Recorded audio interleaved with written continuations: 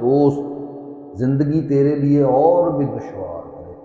تو ٹھیک ہے نا، آپ کو تو یہ لوگ، یہ جو امام، یہ 2 ٹکے کے 2 رکعت کے امام جو ہے یہ بتاتے رہے ہیں کہ جناب رشوت دینی پڑے تو دے دو، ٹھیک ہے، کیونکہ ملک کا نظام نہیں چل رہا، اس کے ساتھ کھڑے ہو جاؤ۔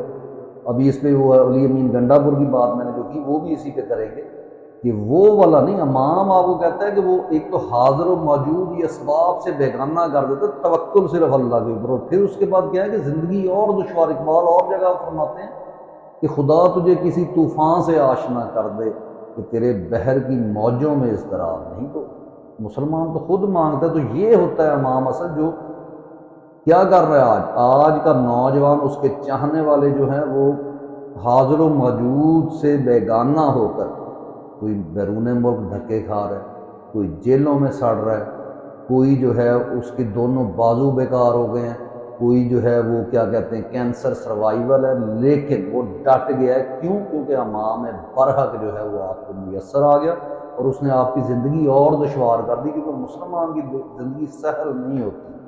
پھر اس کے بعد دے کے احساس زیاں تیرا لہو گرما دے، فقر کی سان چڑھا کر تجھے تلوار کرے۔ اور یہ تلواریں نظر آ رہی ہیں آپ کو جا بجا، آپ کا لہو گرماتی نظر آ رہی ہے۔ نوجوان جو اس کے ہیں تو یہ کیا کیا اس نے ان کو احساس زیاں کا بتا دیا کہ احساس زیاں کیا ہے، اور وہ جو اللہ تعالیٰ نے قرآن میں فرمایا کہ وَالْعَصْرِ إِنَّ الْإِنسَانَ لَفِي خُسْرٍ، کہ بے شک انسان، اور قسم ہے زمانے کی کہ انسان خسارے میں ہے۔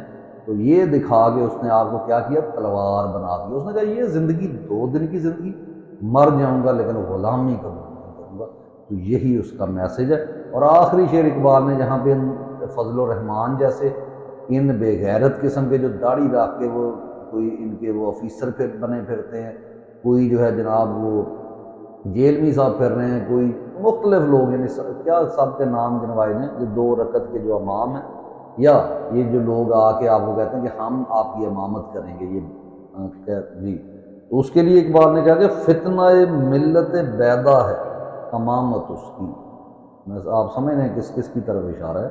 فتنہ ملت بیدا ہے امامت اس کی، جو مسلمان کو سلاطین کا پرستار کرے، جو سلطانوں کی پرستاری آپ کو سکھائے، جو بتائے کہ جناب آپ یوں کریں، آپ اس سے مروب ہوں، آپ مروب ہوں جناب عاصم منیر سے کیونکہ اس کے پاس طاقت ہے، آپ کیا کریں جناب، آپ اس کے ساتھ کھڑے ہو جائیں کیونکہ یہاں پیسے ملیں گے، آپ یہاں اپنا ضمیر بھیج دیں۔ تو یہ جو ہے یہ فتنہ ہے، یہ امام نہیں ہے۔